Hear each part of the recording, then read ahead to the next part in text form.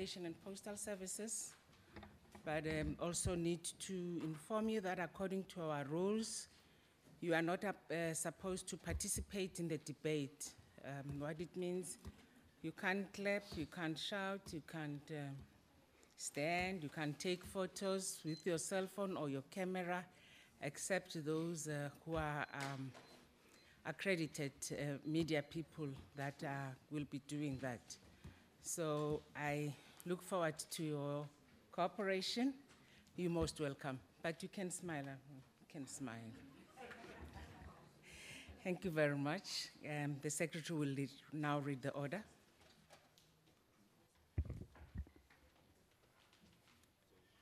Debate on vote number 32, Telecommunications and Postal Services Appropriation Bill.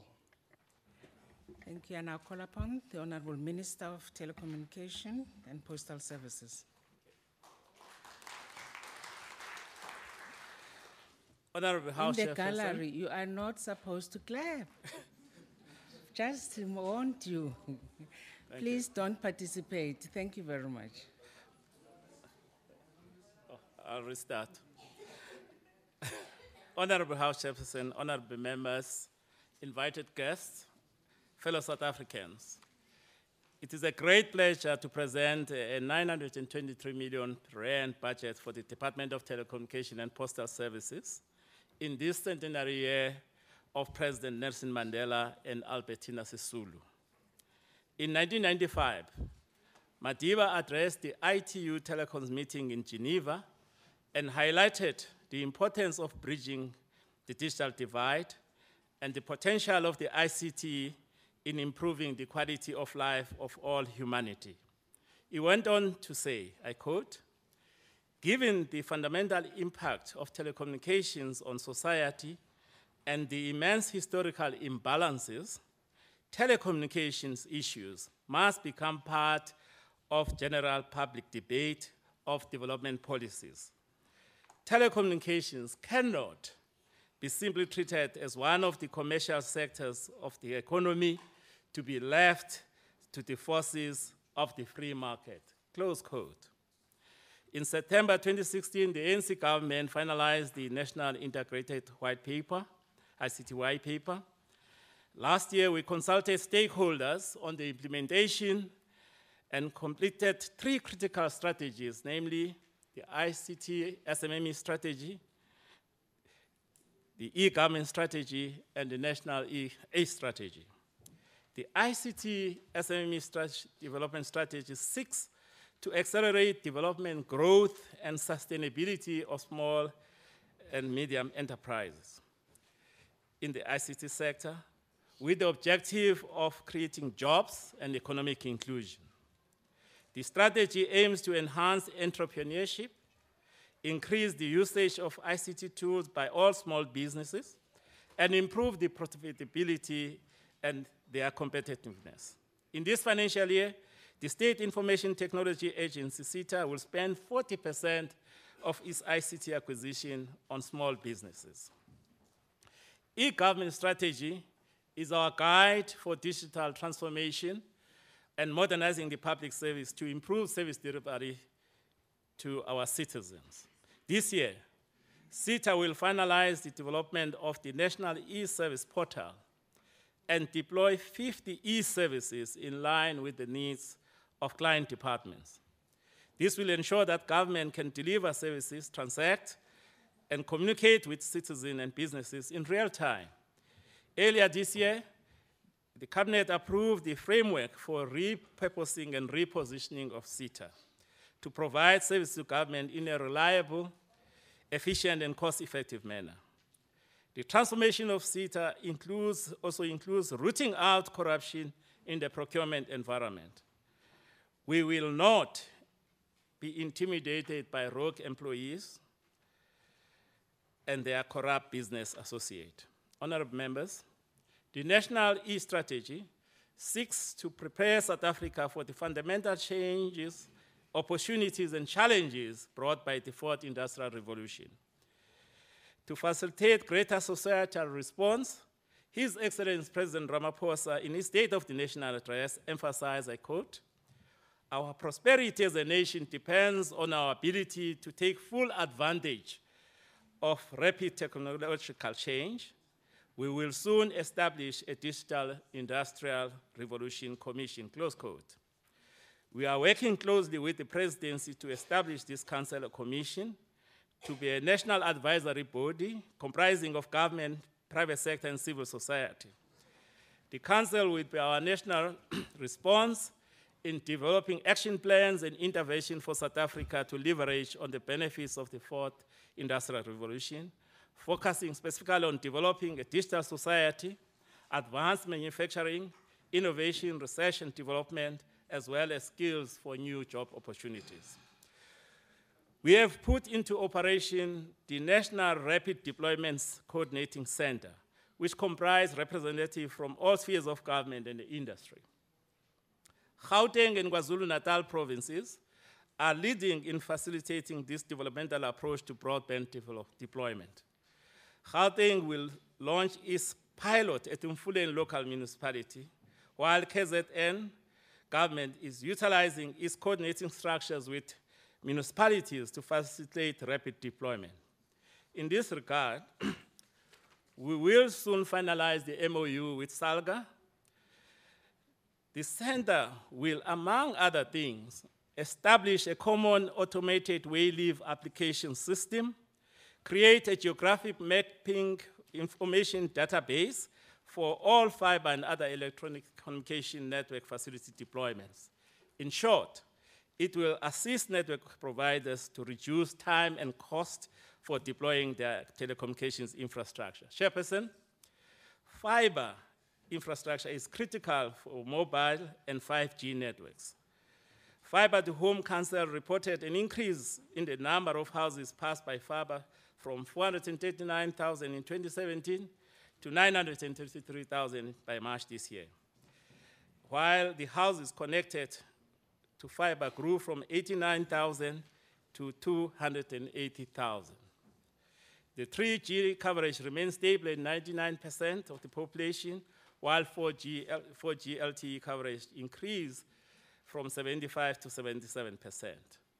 In the second quarter of this year, we will submit the ECA Amendment Bill to Parliament, with the following objectives. First, to address the impact of high levels of concentration and ineffective competition. Two, to institutionalize the enabling provision for wireless open access network, or WAN, and rapid deployment of telecommunication infrastructure. Three, to clarify the roles and responsibility of the ICT regulator and the minister concerning the frequency spectrum. Fellow South Africans, last year, we consulted widely on the implementation of the spectrum policy and found consensus on the way forward in relation to this scarce high-demand spectrum. The current operators licensed with this spectrum appeal to us not to return it until the end of their license period, which is 2027-2028. In return, they committed to buy at least 30% of WAN capacity. They also asked us to conduct a study on the actual needs of sustainable WAN based on the fact that in the last 2 years, the industry has invested significantly in the LTE networks. They further appeal that if there is additional spectrum left, we license it to operators to reduce current capacity and congestion challenges. In return, they further committed to buy up to 50% of WAN capacity, depending on the amount of spectrum available for their licensing. I commissioned CSIR to conduct this study, and they have concluded it. It is now before Cabinet for consideration and approval, and we hope to publish the results very soon. All these measures are meant to ensure investor certainty and facilitate further infrastructure investment and inclusive growth in the ICT sector. This sentiment is in line with President Ramaphosa's call for all of us to lend a hand in attracting investment to South Africa. Honorable members, Broadband Infraco and CETA have been mandated to implement phase 1 broadband rollout to overcome delays in the procurement process. In this year, we will focus on connecting 570 sites, of which 327 will be completed by next month. In this financial year, BBI will expand its fiber network by a further 1,000 kilometers and increase its point of presence to 176. Centec will conclude its business plan and funding model for a South African-owned communication satellite by building on our national capabilities and partnerships. The aim, members, is to reduce our current leasing costs to government and develop our technical skills. Members, we are concerned about the non-payment of Centec by public and community broadcasters. We are working with the Honorable Minister of Communication, Honorable Mankonyane, ICASA, and the MDDA to find a lasting solution to this challenge, which is strengthening the sustainability of Centec. House Chairperson, according to 2016 State SA General Household Survey, 59% of households use internet. Last year, together with World Economic Forum, we launched the Internet for All partnership program in Soweto with more than 80 stakeholders from public, private, and community sectors. We have established the secretarial with the kind secondment from MTN. We have made progress. For example, the CSIR, in partnership with the regulator, is currently carrying out infrastructure gap analysis mapping by focusing on identifying areas where there is no infrastructure for internet access. 2, Centec, Intersalt, and DIDUSEC began a pilot connectivity project in Alfred Nzo District Municipality, which we are now expanding to Amatole, Ukahlamba, Sekhukhune, OR Tambo, Mzinyathi, Sisonke, Dr. Ruth Mompati, Chris Hani, Pixugaseme, and Vembe district municipalities. This infrastructure project is premised on supporting local SMME entrepreneurs' kiosks to provide affordable internet connectivity service to local population. Thirdly, the South African Central Registry for Internet has commenced with the translation of Wikipedia content into all South African languages, beginning with isiXhosa and isiSiswati for learners in Eastern Cape and Mpumalanga provinces. Many companies are accelerating their digital skills training program under this Internet for All project to train millions of our people. The Honorable Deputy Minister Ndabeni Abrams will deal with other aspects of skills training, SME development, cybersecurity, and broadband rollout. Fellow South African, the cost of data in South Africa is still relatively high. ICASA 2018 report demonstrates some worrying trends of duopoly market dominance, such as 1, operators with large market share charge us more for services than small operators. Some dormant operators charge South Africans 8 times more per data bundle than their bundle costs in other African countries. Poor people pay more for data than the rich because the so-called in-bundle rates decrease as value of data bundles increases, meaning the poor people who can only afford to purchase 50 megabytes pay 50 cents per megabyte, while a rich customer who can afford a whopping 20 gigabytes pays only 4 cents per gigabyte. Despite this, however, there are also positive trends in our market.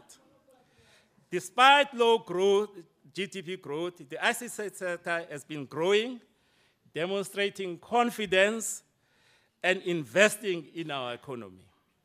In 2017, the employment numbers from this sector grew by 2.2%.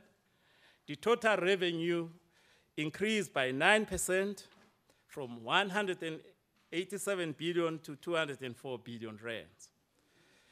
Of particular note, those who watch TV, the pay TV revenue increased by 21%, while the postal revenue declined by 0.6%. In the last 3 years, the telecommunications component of investment increased by 42%. On demand stimulation, our Cost to Communicate program is progressing well. In August this year, Competition Commission is expected to release its final report. In June 2018, ICASA will release the priority market study finding document listing markets that are prone to ex-ante regulation and priority markets to be subjected to market review processes. We have urged ICASA to prioritize the broadband data markets so that data must fall. On the 27th of April, our regulator released the final regulation on end-user and subscriber charter regulations, addressing following as part of addressing this thing of costs, this challenge of costs. First, members, all licensed operators must now send you notifications at regular intervals of usage to assist you to manage and control spend your voice, SMS, and data services. 2, operators must allow customers to roll over their unused data, so there'll be no more data expiry. 3, operators must enable customers to transfer data from one customer or to other customers or relatives in the same network. So you can assist your children, your go-go's, and your relatives. Lastly, operators are no longer allowed to automatically charge customers the so-called expensive out-of-bundle user rates without your express consent. This will allow you as customers to say, oh, well, hold on, I'll go and top up my bundles. Honorable members, digital technologies and financial services offer new opportunities for South African Post Office. We are partnering with the Universal Service Postal Union to make SAPO one of the 3 e-commerce hubs in Africa. This will create digital platform for our people and SMMEs to trade in global markets. We are on track to corporatize the Post Bank. On the 26th of June last year, we launched the banking license application with the South African Reserve Bank. We have finalized the option for establishing the bank controlling company. What is outstanding, members, is for the National Treasury to assist us by submitting a minor technical amendment to align the Banks Act to the Companies Act. We will, however, appeal to Parliament to expedite this legislation once tabled. Fellow South Africans, the Post Bank has replaced CPS in providing electronic payment solutions for SASSA social grants. We are also responsible for the production of new cards, which will replace the old SASSA cards, as well as CPS Green Road cards. The new card will offer more benefit to recipients and reduce unfair deductions. SAPO and SASSA will make it easy for beneficiaries to obtain new cards free of charge at pay points, as well as SAPO and SASSA offices. We plan to conclude this replacement by August this year. SAPO is also committed to assist the IEC by rolling out 3.5 addresses before the 2019 general election. This project have 2 is minutes. on track, gaining momentum as almost 2 million addresses have been rolled out to date.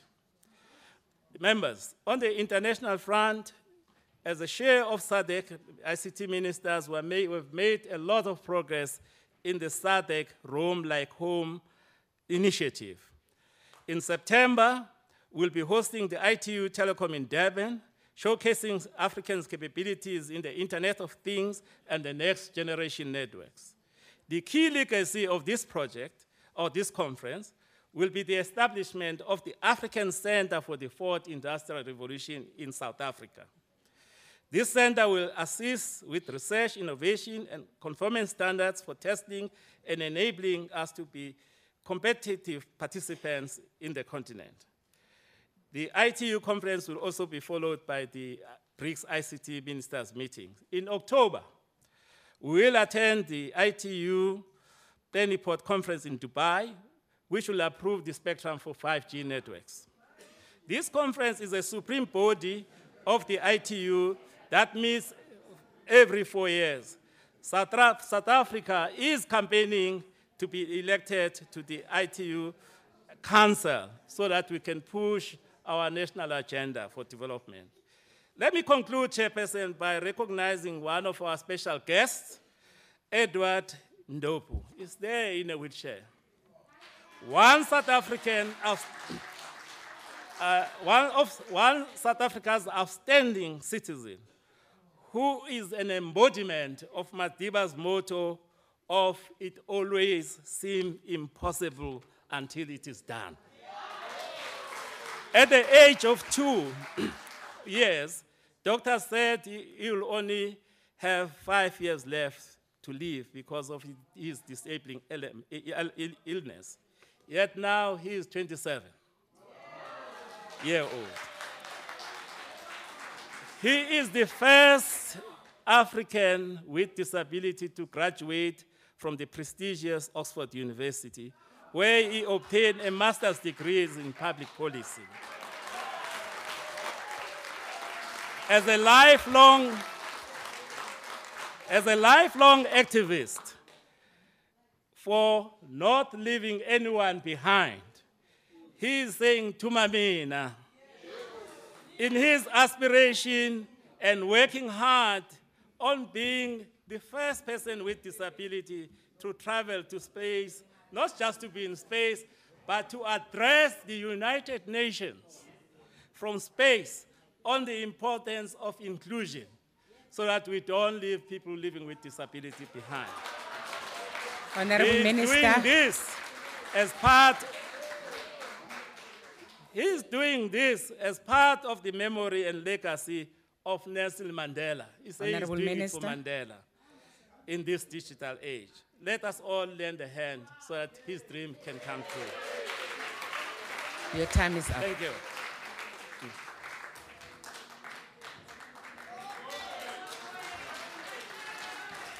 Thank you very much, Honorable Minister. I'll now call upon Honorable Mahlangu, but before you speak,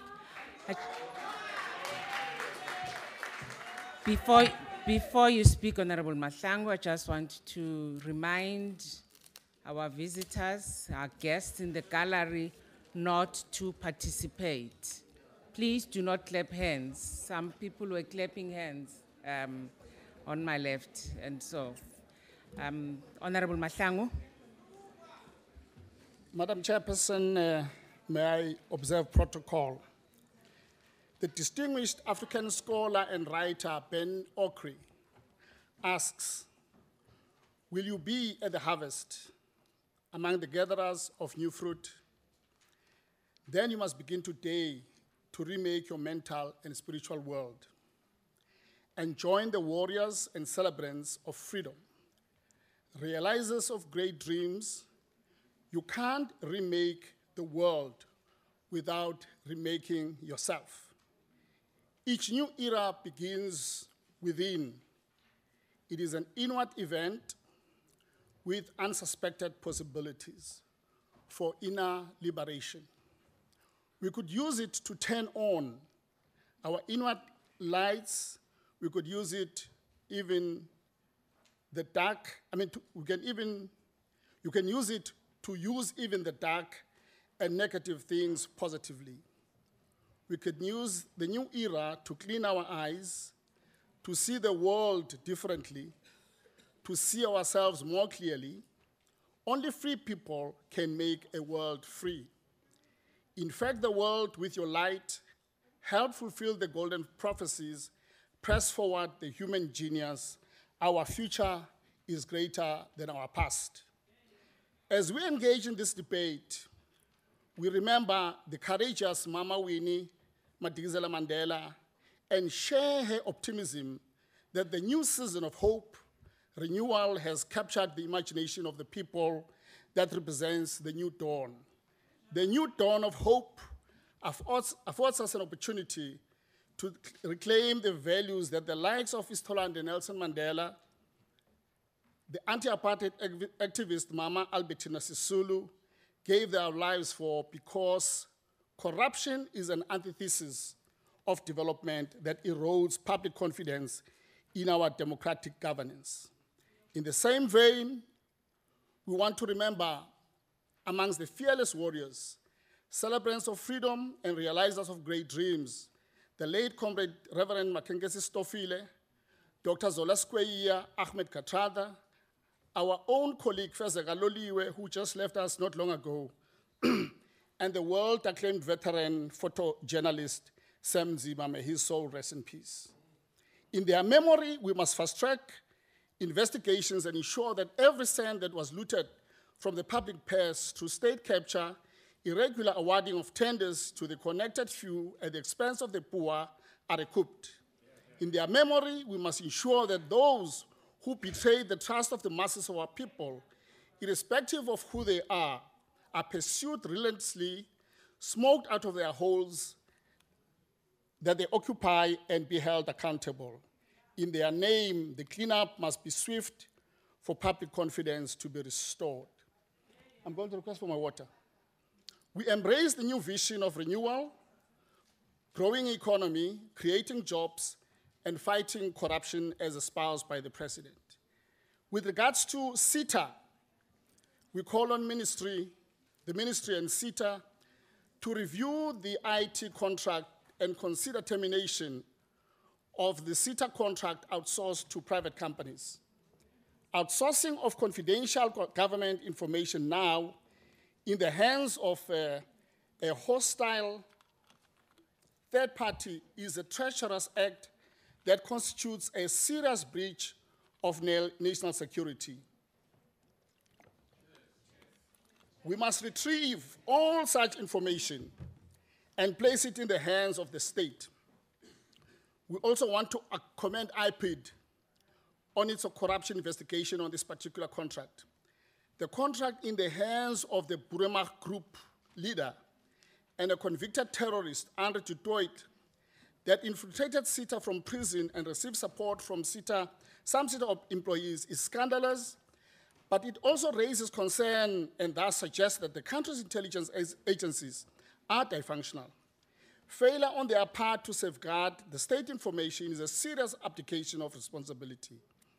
On SETA and SAP's employees who got off lightly with dismissals and non-action, they must be criminally charged, and the Asset Forfeiture Unit activated to recoup proceeds of crime against those that were involved in the acts of corruption. And we request that this must be given priority. Honorable Minister, the CEO and management of the board have our unqualified support to clean SETA from all shenanigans and for defending the national key point. We appeal to the minister and his cabinet colleagues to ensure their safety from all kinds of threats. With regards to the communications cost, as you have already referred to, we welcome the initiative by ICASA to bring down the cost to communicate. Giving the data a long lifespan, we are looking forward to even more comprehensive measures to reduce the cost of data, bridge the digital divide, and empower the historically marginalized poor, denied access to information, for them to fight poverty and ignorance. As the African revolutionary Thomas Sankara said, the spirit is smothered, as it were, by ignorance. But so soon as ignorance is destroyed, the spirit shines forth like the sun when released from the clouds. Cheaper data will release the spirit of creativity, innovation, and entrepreneurship, especially amongst the youth, to shine forth and invest the wealth with light. With regards to SAPO, as a committee, we support the turnaround in SAPO. We have a dynamic leadership in the name of the CEO and the COO, and all they need is our ears and support. SAPO need our support in embarking on a new journey to be the repository of e-commerce in the continent, and thus maximizes on new opportunities for SMMEs. The committee is urging government to relook at the funding of its public service mandate. The expenses associated with this mandate exceeds 800 million annually and cannot realistically be subsidized with the income generated by other services within SAPO in order for them to continue their, when they have to compete with the private sector in the open market. And indeed, we want to support what the minister raised earlier on the banking license for the post bank, and hope that indeed that small insertion of the less than 4 words, just to say the bank shall include public entity, it is something that we require and have that bank operational.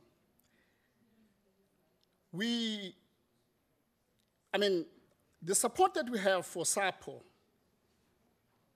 as we have said, they have unqualified support from us, and we support the assignment assigned to them to work with SASSA to ensure that our people get payment of grant on time with the added incentives that the minister has already spoken about.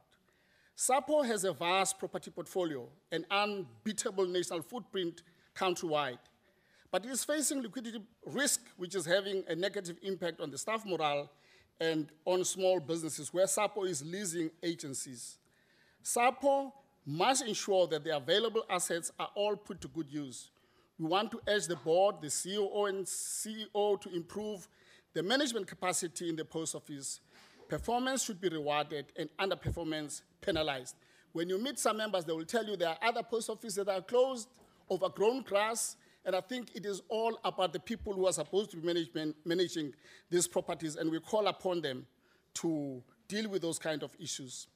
With regards to USASA and NEMISA, we support the initiative of the department and its entities investing in massive rollout of broadband, and hope that the existing glitches are resolved soonest in the best interest of beneficiaries. And indeed, we call upon the national broadcaster to honor its commitment in paying its debts.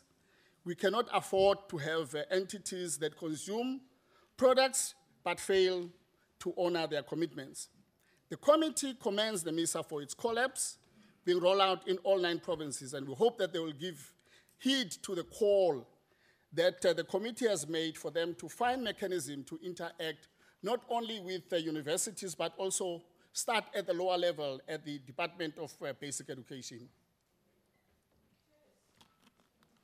We also want to invite members to register with the collapse so as to enhance their digital skill, their digital literacy, the data analysis, business intelligence, security, as well as the digital business skills. Coming to issues of litigation, colleagues, entities have a tendency to want to litigate. From the portfolio I was with in the past, we had entities that were litigating.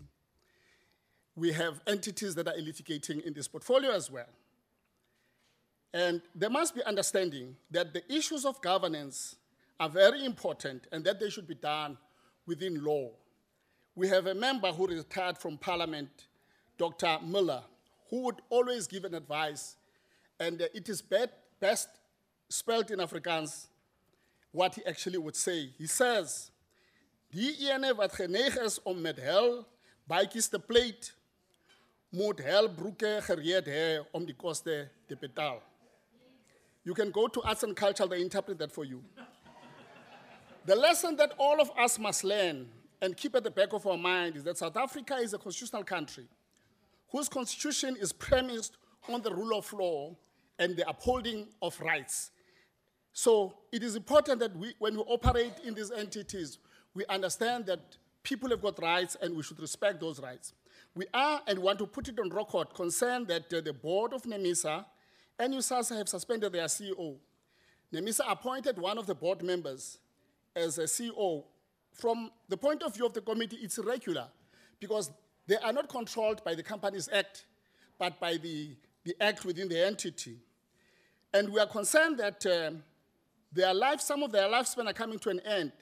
And therefore, if these processes are not concluded, they run the risk of affecting the performance of these entities. And our resolve is very simple. If you litigate recklessly, be prepared not to use the state funds to fund those losses if you do lose. It's time that people who take restless decisions must pay out of their pockets. On the aspect of the fourth revolution, the ANC on its 54th conference held in Nasrec, amongst others, emerged and indicated to us that technologies is going to be completely embedded in our systems, that this industrial revolution called on us to focus on systems rather than technologies, as these will impact on societies, business, and politics, that we need to empower our communities to grow the skill to master technologies, that technology development have now made it possible for machine to communicate with machines, that robots and other automotive objects are able to operate without human intervention, that this new industrial revolution has disruptive tendencies that will likely disrupt our current economic and social norms. The new industrial revolution has huge implications for job market, for both public and private sector. 2 minutes. South Africa's preparation for this disruptive intervention is crucial. It is for that reason that we feel that preparing the young for this journey is crucial. I will have to jump a lot of what I've said here. One of the foremost anti-colonial leaders, as well as the Cape Verdean agricultural engineer, an African intellectual, says, we must act as if we answer to only our ancestors. No, we answer to only answers to our ancestors, our children, and unborn. That is Amika Cabral. As I conclude, the new dawn is about reliving our dream of development of state, reclaiming our economy and public institutions from architects of state capture to assert that our future is greater than the past. It is about rising above adversities and difficulties of our ugly past to serve. Oak in his book, A New Time, succinctly says, the ideal reminds us that great civilization can be built on great failures. It also reminds us that adversities is not the end of the story, but where there's courage and vision, the beginning of the new one, a greater one than before. Difficult times do not do one out of two things. They either break you or they force you to go back to the drawing board. Adversities wake up. It reminds us of who we think we are in our vanity, but also who we are in our simplicity. It is difficult in difficult times. It is in difficult times that the great times ahead are dreamt and built, brick by brick, with the maturity and hope that comes with it. To borrow from Winston, from the wisdom of the national poet laureate, Professor Hositsile, the president, on what the president said, the new dawn for renewal and job creation must inspire us, rehabilitate our wounded dreams, and reclaim our nourish. I want to dedicate this address to my dad, who passed on 20 years ago in a few weeks to come. And I say, Mahlangu mlaywa, makita al-chaba, khoshele mnyama yakhanya. And as we complete this debate, I would like to indicate that the ANC support this budget, and I thank you.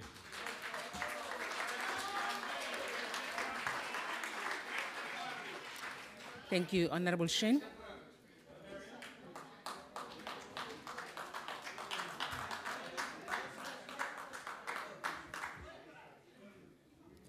Chairperson, honourable colleagues, this parliament is all abuzz with a new catchphrase, the fourth industrial revolution, a cure-all for all our ills. It is seen as the magic wand that will whisk away service delivery protests and government employee corruption. We will live happily ever after. Let me prick that bubble.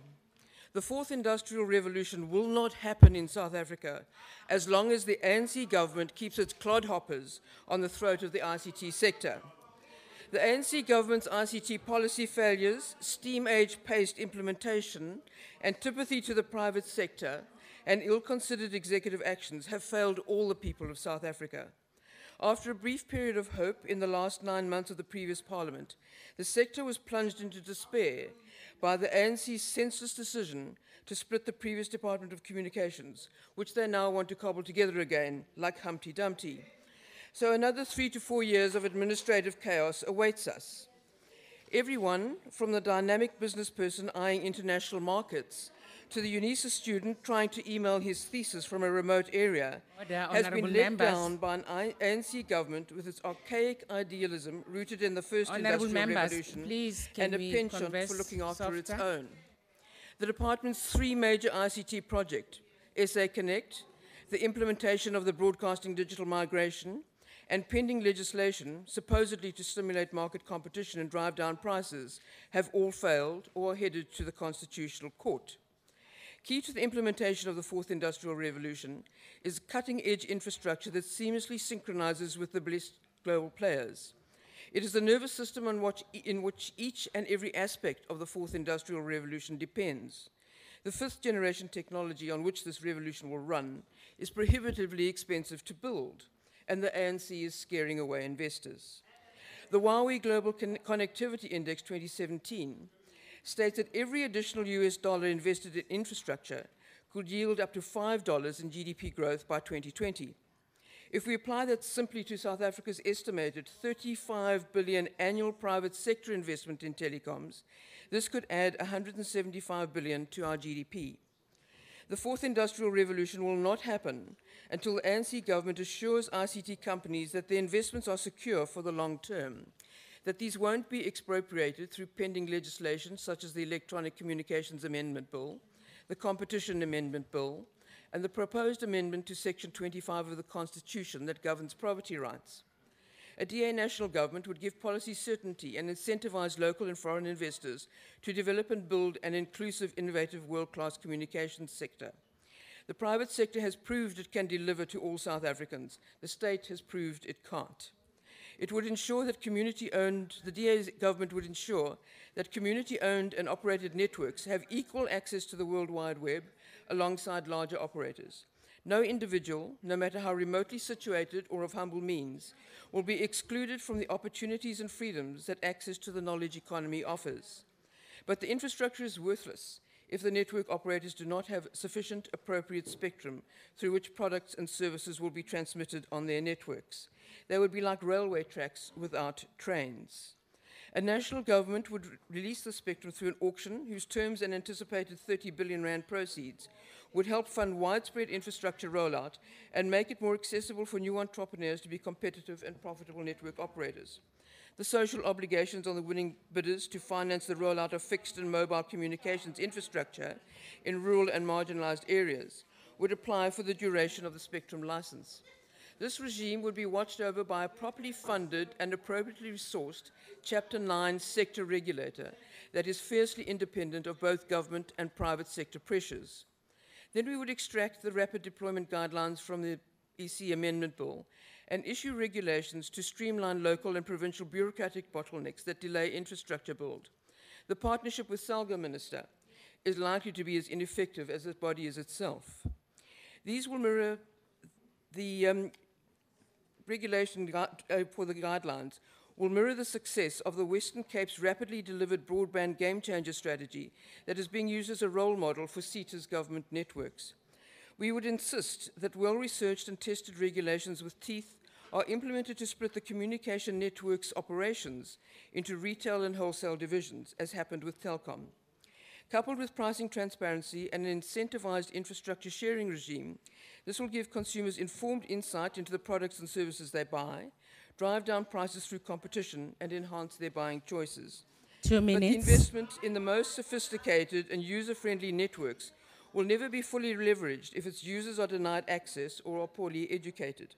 The failure of SA Connect, the ambitious plan to connect 42,000 government sites and the entire nation to broadband internet by 2020, is a grave injustice visited on our marginalized communities. This government's steam-age pace of delivery may well be overtaken by a revolution of the excluded. Funding for Phase 1 for connecting 6,135 sites by last year has been slashed by 1.6 billion rand. National Treasury has earmarked only 557 million for SA Connect implementation of the MTF. This is pitiful, but I understand Treasury's reluctance to give more money to a department that fails to deliver. Phase 2 funding for SA Connect is nowhere near National Treasury's radar, understandably. This delayed rollout of internet connectivity to the mainly rural schools and clinics is the price being paid by marginalized and rural communities to provide free education for tertiary students. Should they be lucky enough to make it to university, today's high school learners may well have to use chalk rather than the internet to complete assignments on their tablets. To effectively implement SA Connect, a DA national government will invite proposals for innovative, technologically flexible, affordable and geographic-specific solutions to connect government sites in an integrated network. This makes it accessible opportunity for smaller and regional operators to be included in the national flagship project. The DA's contribution to the fourth industrial revolution will be an inclusive, dynamic, robust, affordable and cutting-edge nervous system that opens up a world of opportunity for all South Africans.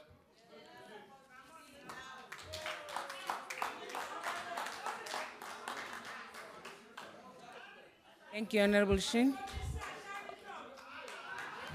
House Chair. House Honorable Chair. Mente. House Chair. Honorable Mente. Oh, yes, Honorable Mackenzie. Thank you, House Chair. I just rise in terms of Rule 92 and Rule 65. You'll notice that when the Minister and the Chairperson of the Portfolio Committee were talking, this side of the House respectfully listened to what they had to say. This is the point of order. Honorable. It's Rule 65. Okay. Rule 65, House Chair. And I contrast that with the noise that existed in this kept on House during calling Honourable for Shin order. and obviously the rest of the speakers. Okay, Thank you, Chair. Honorable Mackenzie. Order, honorable members. Honorable Mente. Okay, thank you very much, Chairperson. Chairperson, on the onset, I should start off by saying we will be rejecting the budget for the following reasons. But today we are not going to be. Honorable Mente, please continue. Today we are not going to be addressing the administrative issues, even though we remain firm in our position that there was no need to split the two departments, communication and the telecommunication with postal services. We welcome the decision by President Cyril Ramaphosa to review the size of cabinet and mandates of department, and we hope the misguided decision to split the departments meant to create patronage for Mr. Jacob Zuma's stooges. Ability of telecommunication infrastructure to provide an internationally competitive network is precisely to facilitate communication. This is why when we call for data to fall, we do it so that we can communicate, transfer information, and participate in the economy fully. The pathetic attempt by ICASA to govern how data is sold is a clear indication that the market concentration is not only preventing easy and affordable means to communicate, but also negatively affect infrastructure development. Your squabbles, Minister, with ICASA over the auctioning of spectrum was more evidence that you cannot separate communication, telecommunications, and postal services. But we welcome the improvements at the post office, in particular the preparations to fully license the post bank. As the EFF, we have long recognized that the inability of the ANC to legislate transformation properly, we know that if we do not intervene, the whole process to get post bank a license will be mismanaged. Just like you mismanage the process of the post office dealing with the SASSA grants. We have now successfully brought a private member bill to amend the Bank Act in order to enable the post bank to register and conduct the business of the bank. In the near future, the post bank must be the only distributor of social grants in South Africa, not CPS, the whole of government must bank with the post bank, and Order, the honorable post bank members. must be a learning curve for all other state-owned banks in the national, provincial, and local government. And this is a good opportunity to revitalize and rebuild the post office network across the country. People in Mnisi and Limpopo, they deserve a post office that opens on time. People in Keiskamauke, Eastern Cape, Minister Abrams, they deserve a post office that receive and send their letters on time. People in Calvinia and Northern Cape, they deserve a post office that send and receive their parcels, not only from South Africa, but from all other world internationally. Our people need a post office that offer them services that are affordable. And the post office must contribute strategically in the industrialization of the country, the region and the continent for easy flow of information, trade, and economic development. We will continue to call and advocate for data to fall. We will continue to call have 1 and minute. advocate for free data for all students in schools, in FETs, in universities. Order. We will continue to support the call. Mr. Max Barnes, do not get tired of improving the post office, because it's the only state bank that's going to be an exemplar for the country in order to own a state bank. We are going to make sure that the bill that we have introduced in this parliament is passed within Honorable this members, order, administration, please. so that this country can start having its own state bank. Stop dreaming. Nihlalele kwa gogo. Lixesha elitsha, kakhe nenze izinto ezintsha. You have new time. Hlukanani nento ezindala, because you only want to do things ezingabenefit anyone. Start doing things that benefit South Africans. Data must fall. Thank you. Thank you, Honorable Mente.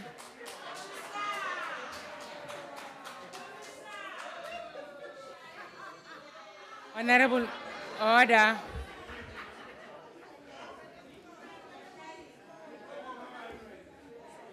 Order, honorable members. Can I just bring to your attention that the chair has discretion to allow interjection to the extent that they are relevant to the debate and not disruptive. The volume of interjections, heckling, and interruption must not prevent the member on the podium from being heard. I therefore appeal to members to avoid drowning out or attempting to conduct a dialogue with a member at the podium. Please, can we have your cooperation? Thank you very much. Honorable Stolle. Honorable Chairperson, the NDP recognized the potential of the ICT sectors as an enabler of economic growth. It is clear that the successes of flourishing ICT sectors would address South Africans' growing levels of inequality that require radical redress. Chairperson, since its inception, not much has been done by this department to live up to the ideas of NDP. This country is a digital dilemma. It is worrying that the basics of network infrastructure, digital immigrations, and sound policy to roll out e-government strategy across government departments have yet to take off. The department continues to lag behind the industry leaders. We essentially have grand plans for future network with our BRICS partnership and cutting costs of roaming in SADC. But instead of focusing on succeeding in achieving these goals, monies are wasted on lavish conferences and more talk shops when our legislative environment is not conducive to attract high-level investment in the ICT sectors. Chairperson, the IFP commends the growing relationship between the Post Office and the SASSA and the great work they are doing so far in delivering grant to our grant recipient. When even the ruling party was not supportive of Post Office, it was the IFP that stood unwavering in its support to this state entity. However, we would like to call on the leadership of the Post Office to ensure that there is a better communication with regard to rollout of new SASSA support card, as far too many grant recipients are reporting when they get to their local post office. There are none of new cards available yet. Chairperson, in a rapid changing and dynamic tech world, South Africans still struggle to access information through internet. SMS have not benefited our non-skilled learning in classroom of the future. We have failed as a country to regulate and ensure that the fiber optic network are not running monopolies, and that consumers are forking our thousands of rand per month for slow and lacking internet connections. Chairperson, this department has failed our rural communities too. Access to opportunities remain a pipe dream, as our communities are not digitally integrated. Poor South African will continue to be excluded from economic opportunities.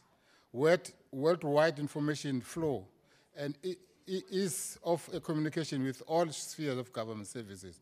Deliver it if this department fails to deliver on its mandate. Chairperson, I note the work of the department ensuring that the entities are delivering, yet I remain skeptical, as it seems we are throwing money at problems and not finding solutions to South African digitally. The IFP not oppose this budget. I thank you.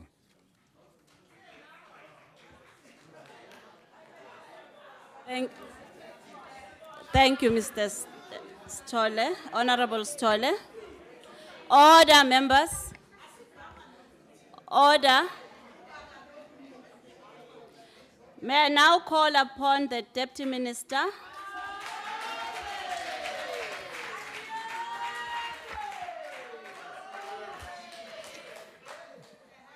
Honorable House Chairperson, Minister Gwele, Deputy Ministers, Chairperson and Honorable Members of the House, Director General, Chairpersons, CEOs of state-owned entities, captains of the industry, ladies and gentlemen, Molweni.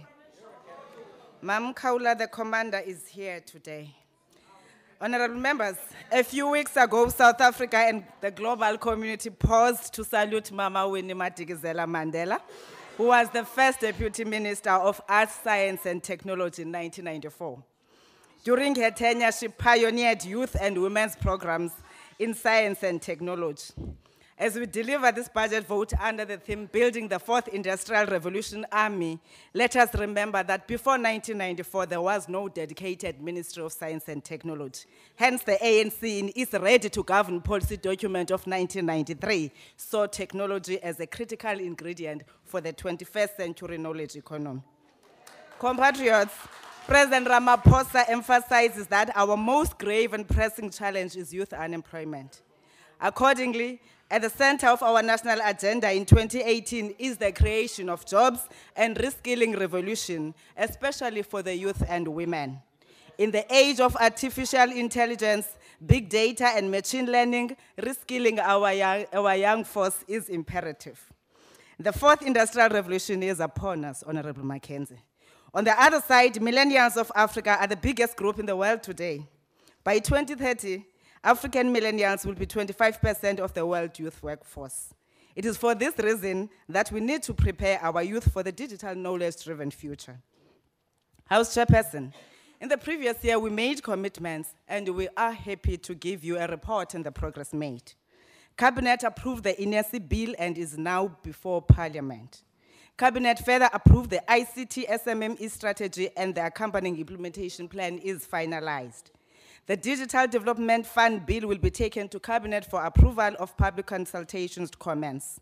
The fund will play a major role towards the realization of a connected South Africa and support the development of ICT SMMEs. Through USASA, 14 primary healthcare facilities and 89 public schools have been collected at Mhlonhlo local municipality. In the King Sabata Dalindyebo municipality, 25 primary healthcare facilities and 204 schools have been connected. 277 sites are yet to be commissioned, and these will be operational by the end of June this year. This year, USASA will roll out broadband infrastructure for Nguza Hill and Port St. John's local municipalities, thus completing our Tambo district municipality rollout. The network infrastructure of Imbende and Nyandeni is complete, and please. services are being rolled out at schools, clinics, government offices, and hotspots. Honorable members, the digital divide is most pronounced in rural South Africa. Citizens are still subject to low levels of connectivity and prices which are not affordable to them. To this end, the department, through Broadband Infraco and CETA, will collaborate with the University of the Western Cape and its non-profit spin-off, Zenzeleni Networks Makosi, to deliver affordable internet to rural communities in the Eastern Cape. As part of our SMME strategy, we will extend the current network in Mangosi by initiating community-based ISP cooperatives who will own and manage their own network. Lalela, you said you want to own things. We're talking radical economic transformation now, fighters. This community ownership model advances components of the ICT Development Index and development goals highlighted in the white paper. Point of order, Slalo. May you take a seat? Oh, sorry. Take a seat, There's no take a seat. seat, Okay. Deputy Ma'am Minister. Kaula, what's your point of order? Kono to shut up, go komisa wami la. Nangwe, honorable, no, osay vezini. Well, Ma'am Kaula, angamuzwa. Hayi phela wena ulapho. Muzwa akani ngiyakutshela nje. Angamuzwa Ma'am Kaula. Ngicela uhlale phansi. Kodwa maka axolise. Ngicela uhlale phansi Ma'am Kaula. Masirule lapho ukuthi ushile nanguya. Ma'am Kaula, angamuzwa is your word against hers. Phela mina ngimzwile. Ngiyavuma. Ngiyavuma Ma'am Kaula ukuthi umzwile. Ngiyakutshela nawe uyangitshela. Lonto wrong chairperson. Okay Ma'am Kaula. Ngiyabonga. Deputy Minister, you may continue. The model further addresses the key barriers for universal access which the department's Internet for All project seeks to address. In terms of schools connectivity, since the inception of the program, 4,366 schools have been connected through the universal service obligations for mobile operators. This includes 1,115 schools connected in the last financial year. This year, 200 more will be connected, with the focus being on special needs schools. On cybersecurity, the youth-targeted hackathon was conducted during GovTech, and the locally developed business intelligence tool is now operational. Furthermore, we have developed the Cybersecurity National Skills Framework, which will be formally adopted in this financial year. We have also developed the Cybersecurity Awareness Portal, which is a repository for all cybersecurity awareness materials and programs. The 2017 Cybersecurity Readiness Survey was conducted. Its report provides a baseline understanding of national cybersecurity readiness and identifies interventions that need to be undertaken to improve the country's threat posture.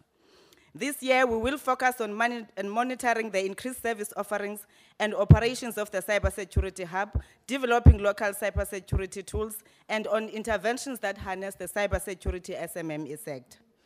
On e-skills, the target was achieved with NEMISA having trained over 7,500 people on various ICT skills. In partnership with 3 universities, Centec is also developing skills in preparation for the 4th Industrial Revolution. The entity has also established a research and innovation group focusing on developing new solutions for customer problems.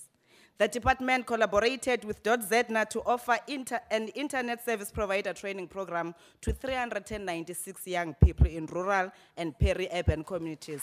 If that's not transformation, I don't know what is it. Furthermore, .ZNA has developed an integrated system that enables CIPC users to reserve .ZA domain names at the time of registering companies. To date, more than 1,000 domain names have been registered through the CIPC platform. Lastly, the eSkills Summit was held in Mpumalanga in March 2018. As an outcome, a 2-year national eSkills plan of action will be finalized by the end of July 2018. Ladies and gentlemen, the 2005 World Summit on the Information Society held in Tunis anticipated that we're at the brink of a technological revolution. This fourth industrial revolution era has indeed emerged with advantages and disadvantages that have a direct and indirect impact on the country's skill sets, thus rapidly transforming the world around us and will drive the world economies. And this revolution will be led by the youth. As you might have seen from online news and media in the recent past, there has been turmoil in cryptocurrency environment. While blockchain is a great distributed technology that can close the financial divide, cryptocurrency still requires both entrepreneurs in this field, financial regulators, internet policymakers, and broader stakeholders to clearly define the rules of the game. Members of the public and you, honorable members, must be very careful. This nascent environment still requires regulatory and policy clarity. Capacity building and skills development are therefore a critical measure towards preparing for the fourth industrial revolution and ensuring that we meet the goals set out in the National ICT Integrated White Paper. As part of building internal capacity, a number of DTPS and ICASA employees will be identified for policy and regulation capacity building programs to enable them to respond to the fourth industrial revolution challenges. House Chairperson, there is a significant mismatch between how institutions of learning prepare their students and the skills demanded in the labor market. It is my conviction that young people, budding entrepreneurs, graduates who account for 7% of the unemployed, students and learners are hungry for practical measures which will enable their sustainable participation in the digital economy. In this respect, and in line with the conclusions of the Tunis Summit, we will embark on an extensive skills development program aimed at training 1 million young people by 2030 on the following data science skills: robotics, artificial intelligence, coding, cloud computing, and networking. This requires a collaborative effort between government and the private sector. Through these training programs, the youth must take charge of their future to become entrepreneurs and to form cooperatives. This revolution must unleash the potential in our youth. Honorable members, this year NEMISA will facilitate ICT training for over 7,000 people. In our midst are two beneficiaries of the NEMISA program. We have Sandile Banjwa, who is the founder of Usibalo Luntu and a beneficiary of the coding program, currently working with the Western Cape Collab to conduct training programs on coding and cybersecurity.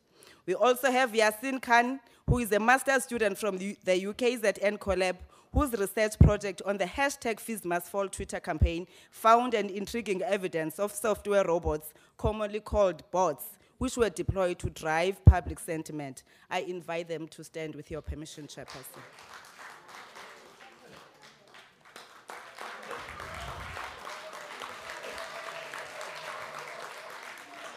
Through .Z now, we will train 155 youth throughout the country, which includes 20 in 2 correctional facilities on internet service provider, specifically domain name reselling. During Youth Month, together with the Deputy Ministers of Trade and Industry, Small Business Development, Communications and Agriculture, we will conduct a youth walk for economic opportunities in the Kharisibande district in Mpumalanga. This inaugural interdepartmental event will include training programs and enable young people to apply for bursaries, develop CVs, business plans and proposals, apply for jobs, register companies and domain names, open bank accounts, and apply for government services on wheels.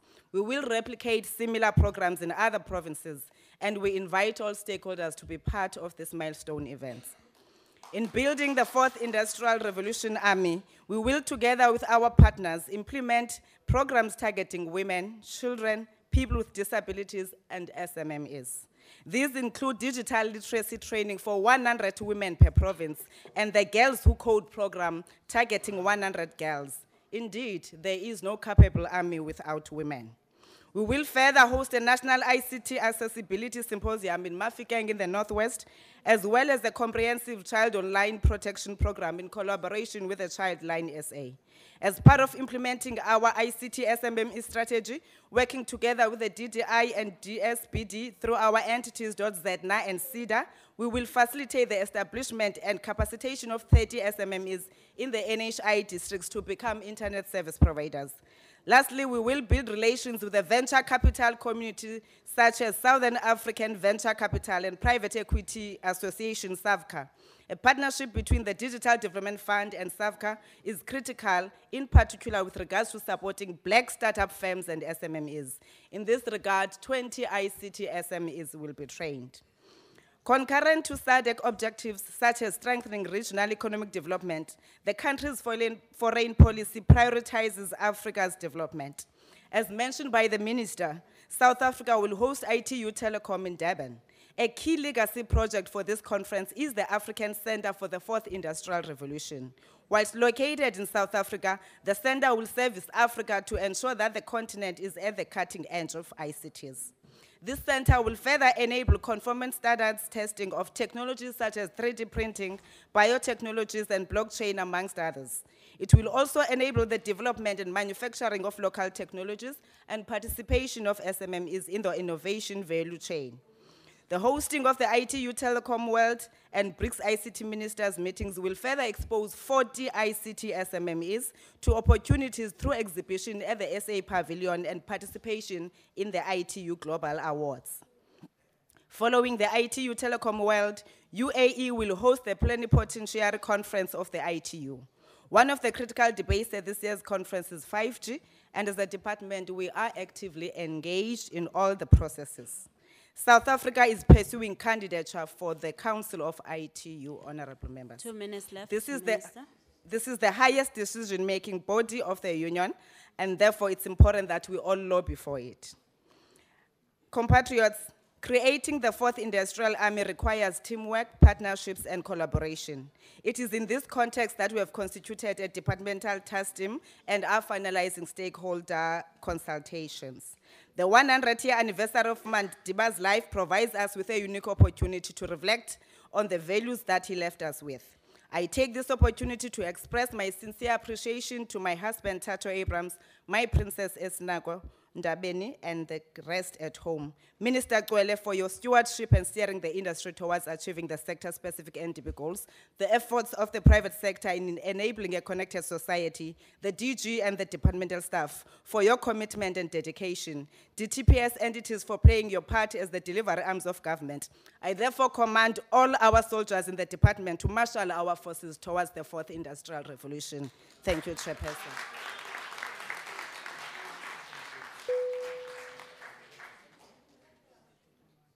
Thank you, Honorable Deputy Minister. May I now call upon Honorable Kubisa. Thank you, Chairperson. The dissemination of knowledge is a socio-economic imperative for all democracies the world over. Accessibility, availability, and affordability of information and telecommunication services has consistently been a national priority. The country comprises mostly of people who are unemployed, poor, and illiterate. Yes, we do have low-income earners. The nation must evolve and develop. So should its people. People must interact, communicate, and hence it means that the country faces a challenge of both the digital and broad-based divides. Additional issues are in this instance, are e-learning, e-skills, e-business, e-commerce, and awareness of the use of benefits of communication irrespective of the platform. The high cost of to communicate puts a very high burden on the citizens of our country. Data is expensive. This is also compounded by the level of illiteracy. This hindrance means that the country's contribution to economic growth is inhibited. Connection with regional and global counterparts is also compromised. And the department, with all its entities, bear the responsibility of spearheading the digital and broad-based agendas. Because all thriving democracies are migrating from monologue to digital. A national e-strategy, ICT, SOC, rationalization, cybersecurity, ICT, and SME development are all but important. Internet, web boxes, Wi-Fi, Skype are all important in communication. The 1.7 billion rand budget allocation is really a drop in the ocean when one looks at the ICT needs that the country is confronted with. and reductions of 550 million and 250 million for South Africa Connect and set-top box allocation are a matter of concern. Almost $500 million, of course, is given to the department, to the entities of the department. NEMISA gets only 191 million, and this is not enough when one looks at the training obligation that the entity must fulfill. The country needs to invest more on infrastructure development, enterprise development, policy, research, and capacity development. The department must robustly forge ties with higher education institutions offering degrees and diplomas in information technology and ICT. And there is absolutely a need for regional and international partnerships, and these must be forged. Just recently, we had people killed in a mosque, infrastructure destroyed. This then puts a burden that we need information and we need to connect so that we are upfront with everything. And with regard to learning, studying of students also, we need to move to the telematic and telecommunications. Because at the moment, Chairperson, you can get a degree without any piece of paper and do it online. Hence, the need for us to connect. And also, there is a need that when we deal with issues of security, and we need the information, which should be readily available, and we must be alert. Therefore, the collaboration between the broadband Infraco, USASA, Centec, and CETA in planning and delivering of infrastructure to fast-track the delivery of South Africa Connect is very important. Having said that, Chairperson, the NFP would like to say we want to see the key positions in all entities filled, and that disciplinary cases are conducted, for instance, in NEMISA. We support the budget. Thank you so much. Thank you. May I now call upon Honorable Ndongeni.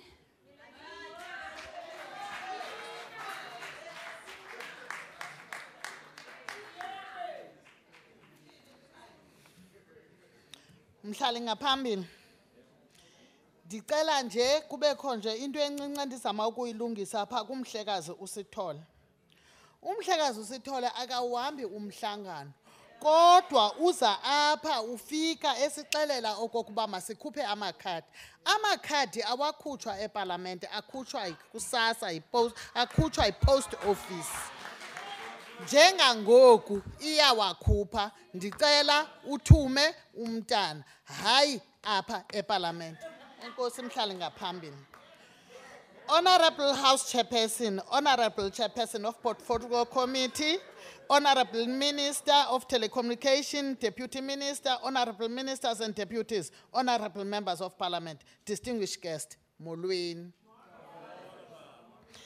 In this centenary year, we are celebrating the life and achievement of Tata Nelson Mandela and Mama Albertina Sisulu, the icons of our nation.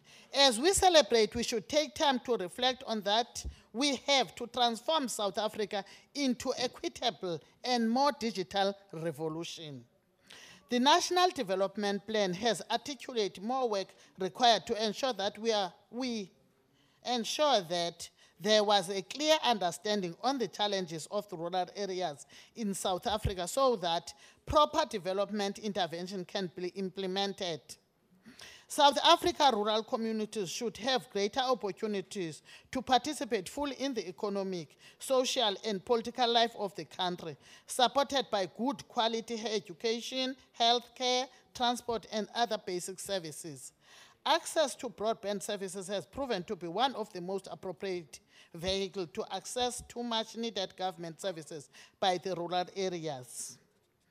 NDP ibalule ukuba ukuhanjiswa kweenkcukacha ze-IT ngokufanelekileyo kudinga kubekho i-infrastructure yothungelwano esebenzisa ngokungenazindleko ezigqithisileyo. Kunemingeni eliqela ke xa kufuneka kufikelelwe kuluntu olusemaphandleni. Nangoku nangona kunjalo ezinye zenjongo ezingundoqo zesebe kukubonelela ngeendlela zokubona ukufikelela ngokufanelekileyo, ngokufikelelekayo, ngokweendleko nangokukhuselekileyo ngokukhawuleziswa kuluntu oluhlelelekileyo ukuvala umsantsa okhoyo ngokusingise kwezobuchwepheshe. Ukufezekisa oku isebe liqalise ngesigaba sokuqala se-SA Connect nesigxile kuthungelwano. Isibonelo sesigaba sesibini SA Connect siza kuqukunjelwa kulo nyaka-mali emva kokwenziwa kophando ngokwesiphakamiso sikanondyebo wesizwe. Chairperson, there are a number of challenges which the government has identified and accurate have been put in place to deal with all bottlenecks of access to broadband services by the South African rural communities. One of the biggest delays of the rollout of ICT service was the granting of permits to build new infrastructure.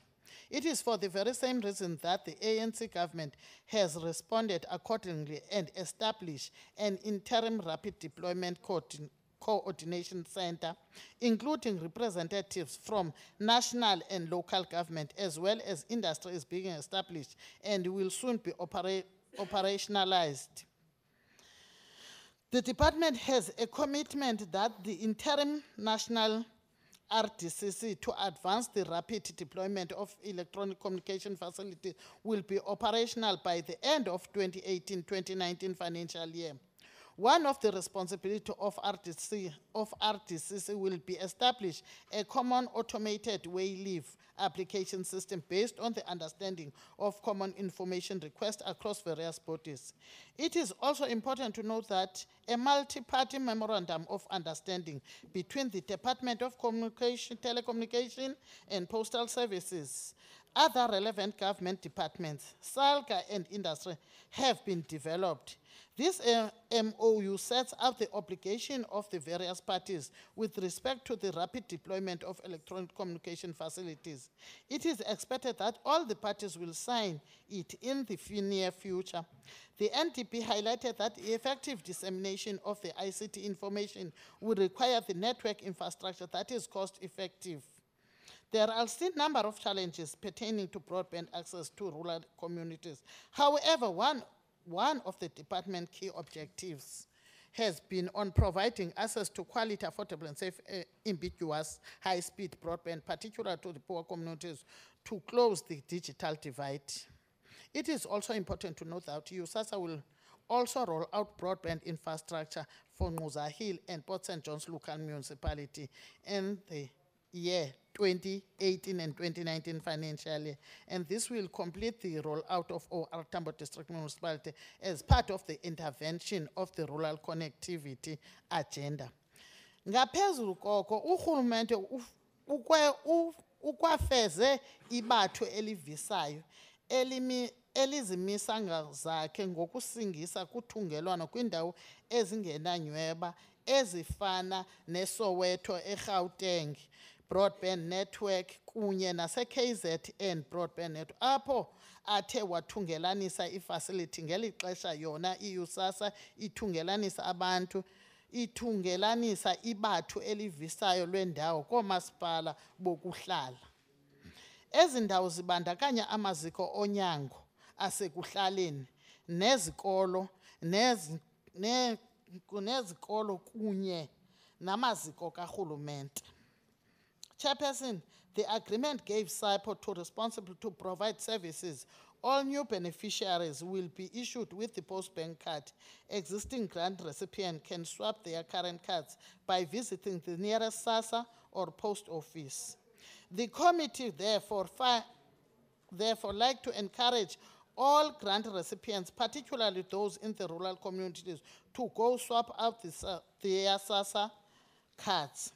The whole world is moving to the modern digital era in all aspects. International advance in technology have brought new innovation and efficient means of improving communication system for the benefit of consumers. Digital television will provide a better image and sound quality than analog TV. And reception is less affected by the weather. In order to access these services, there will be a need to acquire a set-top box which will act as a receiver television services. Sile committee sikhuthaza abantu abahlelelekileyo ukuba bahambe bayokubhalisa kwisebe lezeposi nonxibelelwano baphathe omazisi babo kunye nee-address zabo kwenzele bakwazi ukufumana ii-decoder zee-TV zabo. Siyi-ANC siyayisapota le budget. Enkosi mhlali ngaphambili.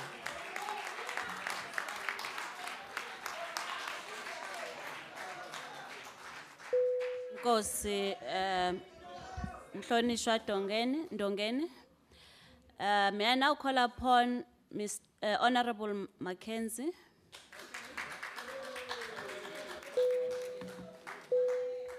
Members, we are aware that interpretation services are currently not available, but that's been worked on. We are appealing for your patience. Thank you, House Chair. House Chair, this year Finance Minister then Finance Minister Malusi Gigaba said state-owned companies are expected to fund their own operations, quoting his winning tipster, Luvo Mkaji, who said it is not fair for taxpayer money to be used for continual bailouts. Well, we agree with that. Bailouts contradict the DA's value of fairness, and these aren't fair. SAPO bailouts over the last 4 years are around the 5 billion rand mark. Enough for 50,000 affordable houses, 333 schools, 33,333 bachelor's degrees, or 1,500 kilometers of paved roads, an end to the hated e-tolls, perhaps. So how does this affect the South African Post Office? Given that there's no 2018 budget allocation listed for the SAPO, apparently not at all. On face value, we could be fooled in thinking that the SAPO has turned the corner and that it won't need any further funding from government. Clearly, though, this isn't the case. For the last 4 years, we've stood at this podium with the SAPO's turnaround plan, the latest turnaround plans, all promising a return to profit. If not this year, then the next. Guaranteed. Well, as Tony Leon rightly said, if you want a guarantee in politics, get a toaster. Because the only guarantees we've seen with the SAPO have been the government ones that back the loans and overdrafts this entity has depended on to stave off complete collapse. With its unique mail monopoly, guaranteed annual rate increases, and a massive branch footprint, the South African Post Office should be occupying the commanding heights in mail processing and delivery from letters to parcels and courier. Yet it isn't. It is failing dismally to meet its obligations to its customers, and as it pretends to be in the mail and parcel business, its reputation continues to suffer and its revenues decline. Perhaps the minister thought that by appointing a competent board, and yes, the new SAPO board is the best seen yet, and let me give a nod to Mark Barnes, this debt-ridden SOE with its dinosaur business model would miraculously transform into a profitable and sustainable enterprise. Instead of a new dawn, though, it seems that a harsh reality has dawned instead, and with it the disappearance of any illusions regarding the return of lost customers or a growth in mail revenue.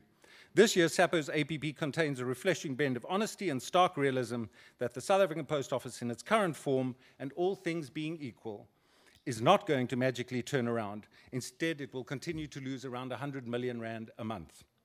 So where's the budget allocation to fund this shortfall? Not here. Perhaps government believes in the SAPO's wish list turnaround plan. Not a 9-point plan or a 15-point plan, but a 3-point plan. SASSA grants, the corporatization of Postbank, and a government subsidy.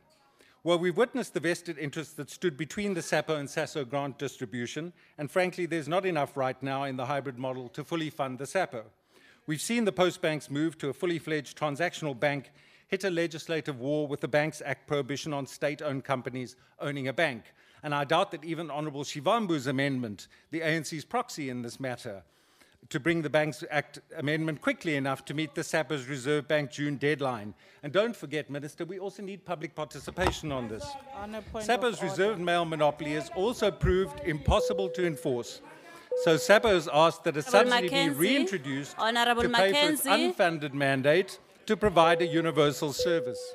Honorable Mackenzie, please. Thank you. I hope you're keeping my time, Chair. I can't even sit. There's a point of order, please. Yes, Honorable Mente, what's the point of order? Excellent, okay. Is the member on the podium prepared to take a question on what has If he I have time at proposed the in this end, parliament? thank you very much. You can sit down. Thank you. What SAPO's- have Okay, Honorable Mente, may you sit down? He's not prepared. Thank SAPO's you. reserved mail monopoly has also proved impossible to enforce. So SAPO has asked that a subsidy be reintroduced to pay for this unfunded mandate to provide universal service.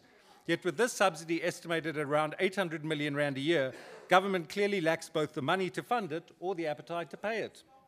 So what can be done to save the SAPO besides billion-rand band-aids? Besides SASSA grants, the Post Bank or a government subsidy, there's another way, a fourth way, the NDP way and the DA way, a public-private partnership that can turn the South African Post Office around and do so quickly. In spite of countless references to the National Development Plan that makes express provision for public-private partnerships, how committed is this government to PPPs, and by extension, the National Development Plan? Unfortunately, not much, because despite all the talk of the National Development Plan and its support for public-private partnerships, the figure allocated as a line item in this department's budget for public-private partnerships is zero. It's a whopping nothing. It's delolo. And what a lost opportunity this is, as public-private partnerships offer significant upside in terms of job creation, economic inclusion, and SMME development. We strongly believe that rather than state-owned or state-controlled companies with their dismal performance, as a matter of public record, that private sector-led growth through private companies or PPPs is the route to follow. Golden share ownership can not only support a developmental agenda that seeks to address the skewed economic and infrastructure legacies of the past, but allows a company to compete effectively, efficiently, and profitably in the private sector. All of this while generating a steady dividend stream for the state that can be used to roll out many essential services. For example, the SAPO could franchise local SAPO operations, especially in rural communities, which would foster entrepreneurs and small enterprises. Or using petrol stations as postal outlets, or franchise owner drivers for courier services, or partner with a commercial bank, Mr. Barnes, that will make the June deadline for post-bank corporatization completely irrelevant. Let me take this opportunity to commend the trade unions, employees and management at the South African Post Office for the responsible manner in which wage negotiations have been conducted. It's your own member anyway. On a point of order, and my apologies for interrupting you, Honourable Mackenzie, but this is unacceptable. To shout down our speaker is unacceptable, and to shout at him that he stole our land is I haven't got any land. Aziko land. No land. I've just got a flat on the 5th floor. Honourable Mackenzie, Yes, please. Chair. Thank you. There's another point of order. I hope you're keeping my time, Chair. Point of order. You can leave that to the table, please. Yes, and Uyabona, Honourable Kaula. uyabona laba basemva kwendlu kuthina la emva Honourable Kaula. nasithini kuyena. Honourable Kaula, please. Ngicela ukuthi sihlale phansi sichubeke. Phela. Ngicela sihlale phansi. If akuthukile angamuzwa. Ngicela ukuthi kwamanje uhlale phansi.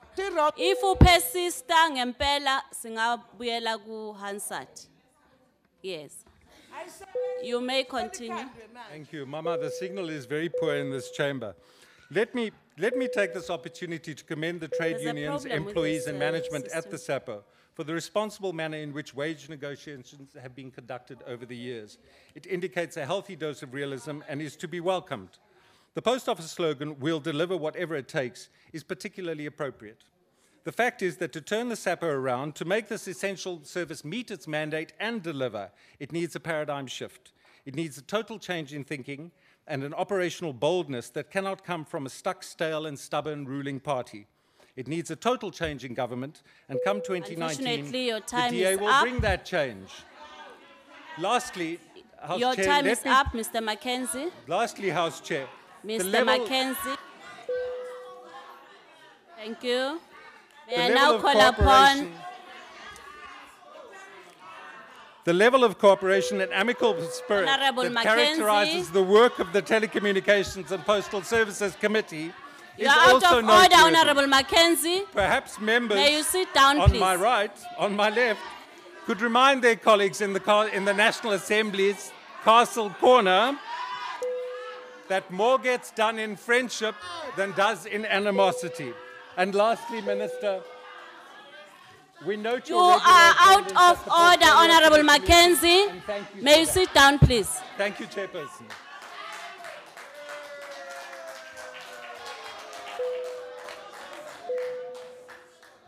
I hope you are aware that you are out of order, Honorable Mackenzie. Whenever you are called upon that your time is up, it's up. Please, you must respect this table. Yes, you must respect this table. May I now call upon Honorable Tsotetsi.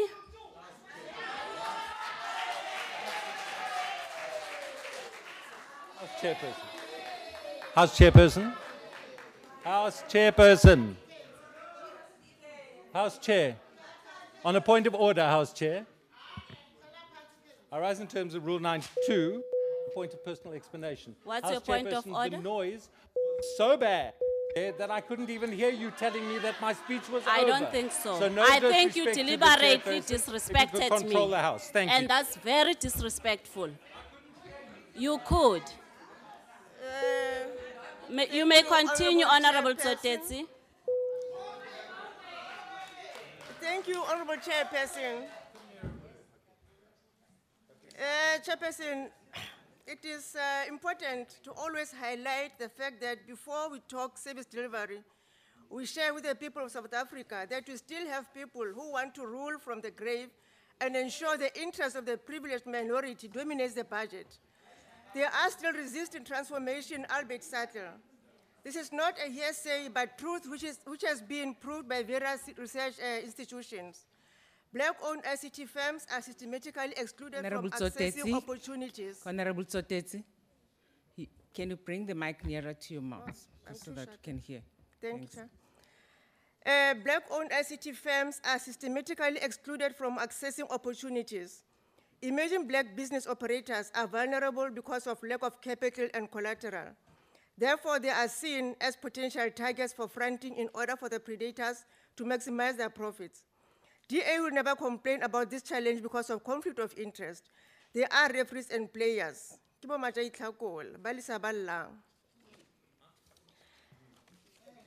Honorable Shin, let me refer you to the quote by Kwame Nkrumah. He says the forces that unite us are intrinsic and greater than the superimposed influences that keep us apart. I think you heard me. It is your attitude that is scaring away investors. You hardly see the good in any innovation by an African, especially black people. It's all about white people. And to EFF, On a it is point a of order. most wish to govern. Honorable Tsotetsi. Yes. Thank Yes, you, House Honorable Chair. Mackenzie. It is a well-established parliamentary precinct that for one member to refer to another member as racist is in fact unparliamentary. And I would ask that the comment that Honourable Shin is prejudiced against Africans and black people in particular be withdrawn. Thank you, Chair. Honorable Mackenzie, did I hear her saying racist? Did you hear her saying racist? Ma'am, House Chair, I've just quoted what the Honourable Tsotetsi said. She said Honourable Shin is biased, and you can please check the Hansard. Honourable Shin is biased against Africans and black people in particular.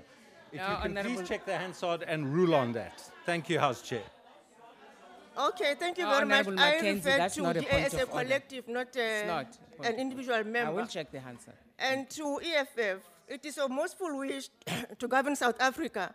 But let me remind you that not all dreams are a dream come true. Some dreams are just a mirage. The more you get nearer, the more the mirage moves away. Honorable Sitole, how do you talk about talk shops when ICASA has heeded the call to make the cost to communicate bearable, especially to the low-income groups? The fact that you still struggle to operate the gadgets doesn't mean all people are not able to operate. We have children who operate the gadgets without any kind of training. I doubt if you do oversight and see the ICT development in rural areas. I can only agree with you if you say more needs to be done. That one is true. Government has put in place the opportunity for training, and there's no age limit. Grab the opportunity, my brother. You lose nothing. Honorable Mackenzie, yes, I just want to make a comment here that is really embarrassing. It was not you in particular, but DA. On behalf of DA, they're also representing you. That you pretend not to see all the people who are being acknowledged for their achievements through the support of the department and of course the support of the NC-led government. You are really unbelievable, not surprising though, as your agenda is known. And in business, Honorable Mackenzie, we have what we call risks. These are unforeseen circumstances which may tamper with your business plans, that is, unintended consequences. It is not always about corruption. However, we are together in fighting corruption. We share with you personally the progress made by SAPO, and public participation, PPP, is taking place and has been there all along. And Honorable Kubisa, you are right, our life is based on ICT, and the qualification without the skill is just next to nothing. The department is on the case of NEMISA and USASA, sure you've heard from the previous speakers. Just exercise your patience, and thanks for acknowledging the progress made by government and the department in particular. We live in the world of technology, and those who still do not have the skills have less chances to access job opportunities, and this caring-led government is considerate of the challenge, hence establishment of training entities such as NEMISA, now integrated to form INESI. There are collabs which provide training for basic digital skills and various advanced training in the field of ICT. The skill will enable many unemployed youth to access job opportunities and also enable many SMMEs to run their businesses effectively. I think the DA Executive Mayor of Tshwane Metro, Solim Msimang, will hear the call and grab the opportunity to encourage his fake Chief of Staff, Mareta Okemp, who was appointed through a corrupt process without the required qualifications. How many Mareta Okemps are there? This must be investigated. These are DA hypocrites who always allege every appointment under NC government is based on a membership card. Shame on you, Solim Msimang, Mr. Perfect. The training opportunities are meant for all members of society, regardless of their political affiliation and race. INESI will collaborate with local international stakeholders to promote digital skills and multimedia teachings. Of course, this is not good news again for DA and associates because it tampers with their business profits, which are mainly derived from cheap labor. We thank the NC-led government for restoring the dignity of South Africa. The country was isolated internationally because of unjust laws, discriminating against people of the land on the basis of race, religion, and gender. Today, as we speak about information and communication technology, South Africa is held in high esteem. It is rated as the third best African country pertaining to ICT development. The fact that South Africa chaired the SADC in 2017 is to escalate its position in the digital industry revolution wouldn't have happened before 1994. The department also participates in the multilateral governance globally. To put the cherry on top, the department, under the leadership of Minister Kwele, will be hosting the ITU Telecom World 2018 and BRICS ICT ministerial meeting. South Africa has ensured that through Telecom World, SMEs are exposed to their counterparts, exchanging knowledge and experience, thus attracting foreign investment. As President Ramaphosa has appealed for innovation to attract foreign investment. The training opportunities are meant for all member society, as I've alluded to. USASA and NEMISA are experiencing challenges, and we appreciate the steps taken by the leaders of these entities together with the department. We always raise issues regarding consequence management, and it is only fair that we equally make noise whenever there is improvement. At the right time, the department and entities will update us on progress.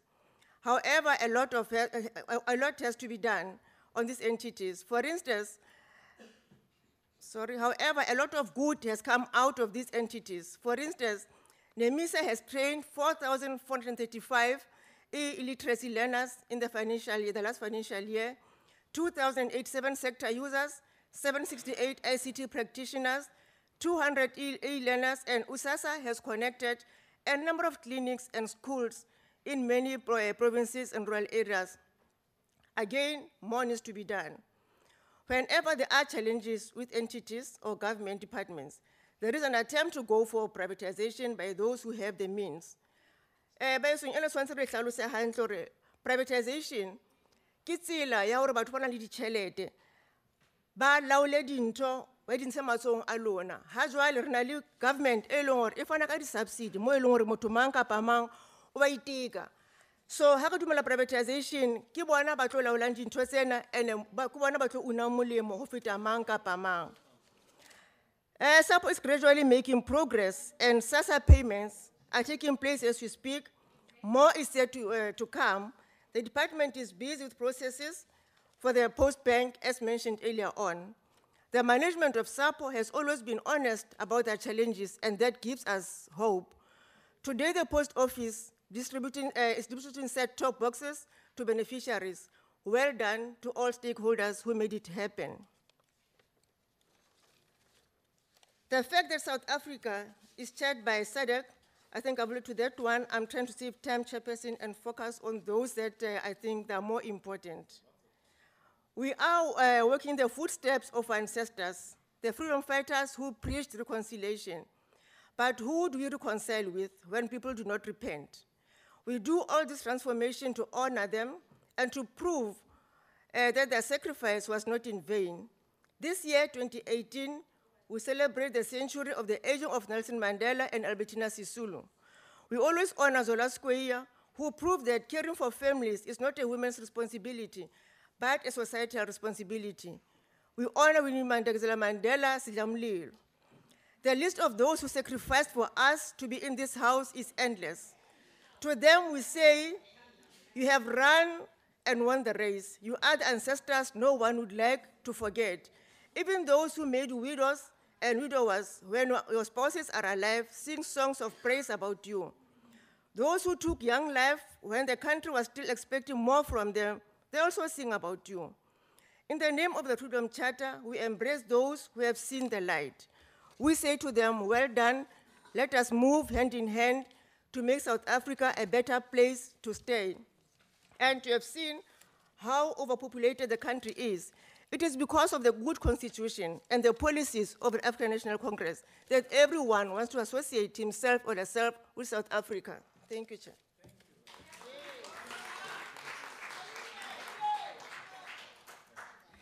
Thank you very much, Honorable Zoteti. I will now call upon the Honorable Minister of Telecommunications and Postal Services.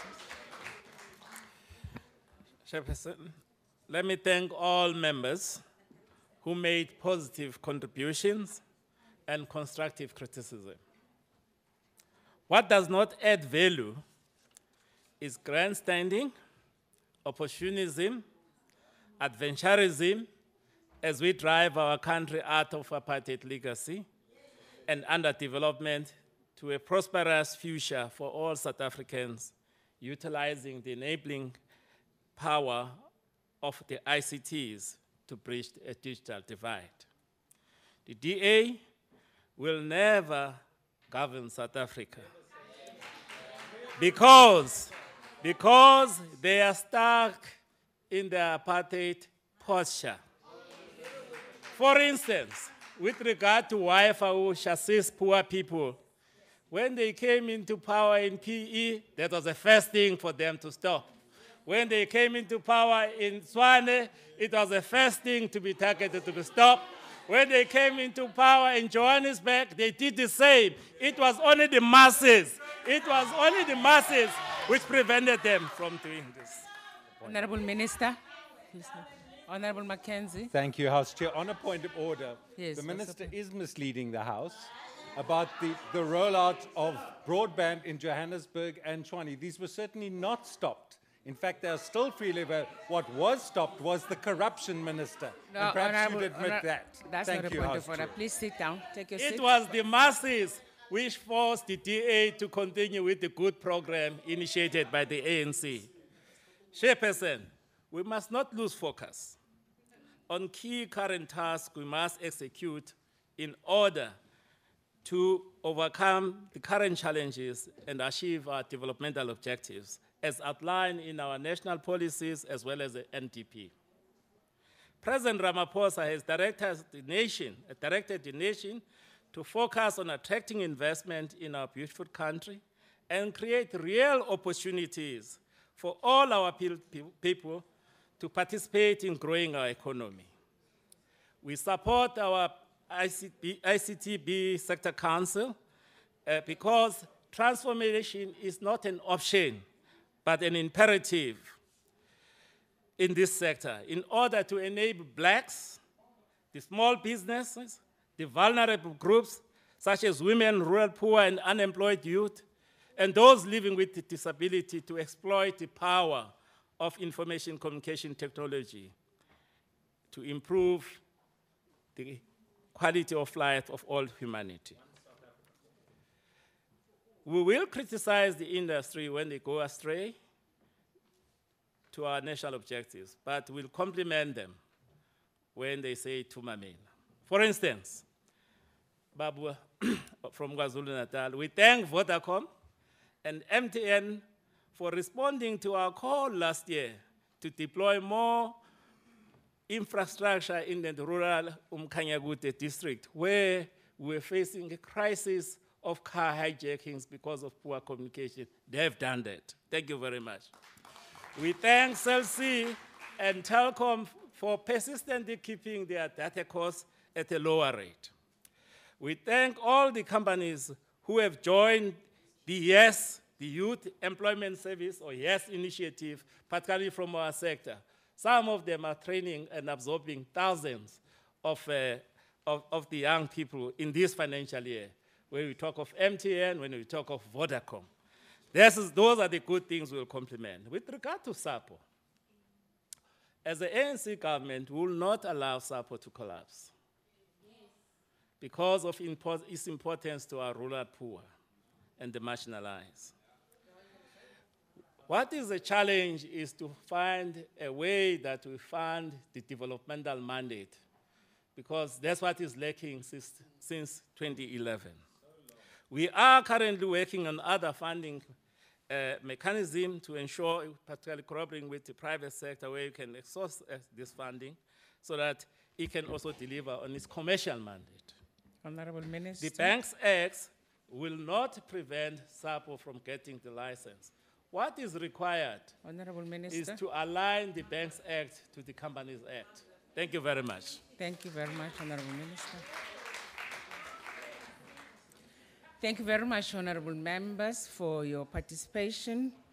Members are reminded that at 16:15, there will be 3 budget vote debates. The debate on small business development budget vote will take place in the National Assembly chamber. The debate on tourism budget vote will take place in the old Assembly chamber, and the debate on women budget vote will take place in committee room E249, where we are now. That concludes the debate and business of this mini plenary session. The mini plenary will now rise. Thank you.